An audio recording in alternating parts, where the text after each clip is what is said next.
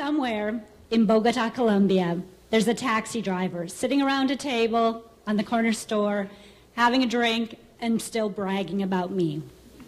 But not for the reason you're thinking.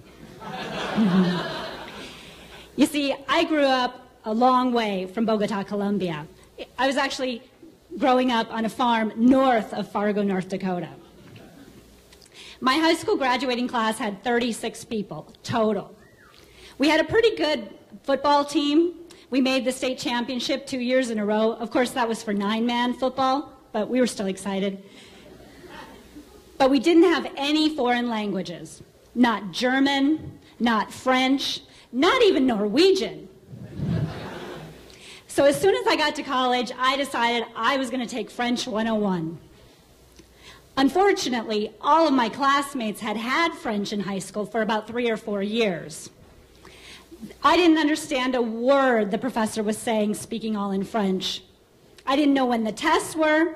I didn't even know when he was calling my name, because there was a guy in the class whose name was Michael, and we were both Michelle.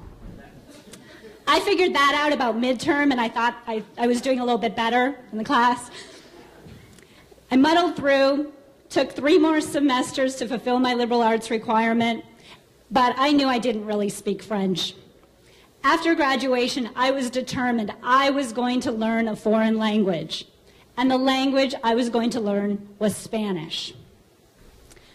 I had heard the reports that sometime during my lifetime, about 50% of the people in the United States would speak Spanish, and I wanted to be part of that 50%. And I heard some of you in the bathroom during the intermission.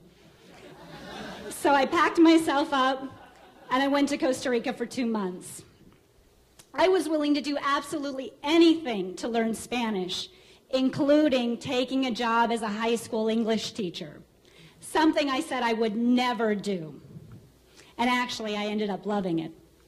One day I was coming home on the bus, probably studying my Spanish verb book, and I missed my bus stop. I looked up, horrified. I didn't know how to get anywhere other than from school to home, getting off at the regular bus stop. So I stayed on the bus. It came to the end of the route, and I got off with everyone else.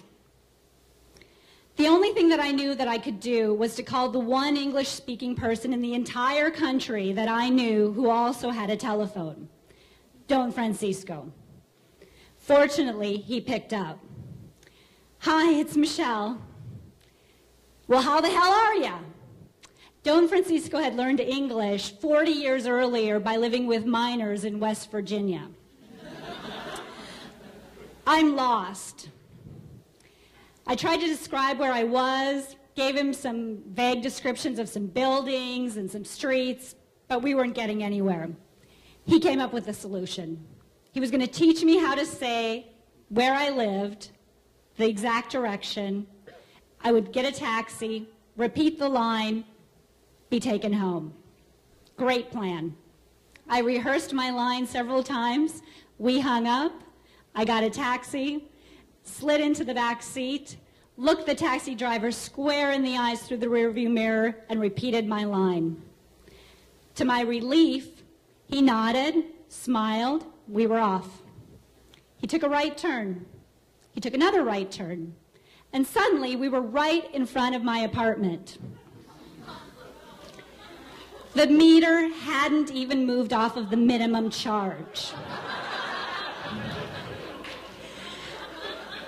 Humiliated, I reached down for my wallet, started to get out the money, and the taxi driver, in perfect English, said, "No charge. Have a nice day, miss." Now, admittedly, that was the shortest taxi ride I've ever taken, and that stranger, in those few moments, had shown me some kindness and compassion that was exemplary of many people I met throughout Latin America for many, many years, and that includes in Miami. I was even more resolved to learn Spanish. Little by little, I forgot about that taxi ride, and until one day, I'm in Bogota, Colombia, 10 years later. I slide into the back seat of the taxi. The taxi driver's very energetic. He's well caffeinated, and we're going to have a great ride to the airport. He starts making small talk with me. Where are you from? Minnesota. ¿Y cuánto tiempo tienes de estar aquí? How long have you been here? Solamente una semana, I say. ¿Y qué te hemos hecho para que te quieres ir tan pronto? And what have we possibly done to make you want to leave so soon?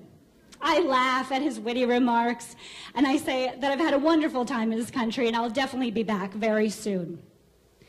And then he freezes, as if curiosity and confusion have taken him over. Wait a minute. You've only been here for a week, and you can already speak Spanish? As if there was no other way to do the math. He should have asked Chris's father, I guess. So I hesitate. I could have told him the truth. I could have told him about how the 2 months in Costa Rica turned into 7 years, or about how I tried to be the language teacher for my students that I had never had, or about the copy of Garcia Marquez's Love in the Time of Cholera in my suitcase that wasn't a translation. But instead, I looked him squarely in the eye in the rearview mirror and said, with a wink, sí, así es. Now, maybe it wasn't true that I had learned Spanish in only a week, but what really mattered was that I had learned Spanish, really learned Spanish, and it didn't matter how long it had taken. Muchas gracias y buenas noches.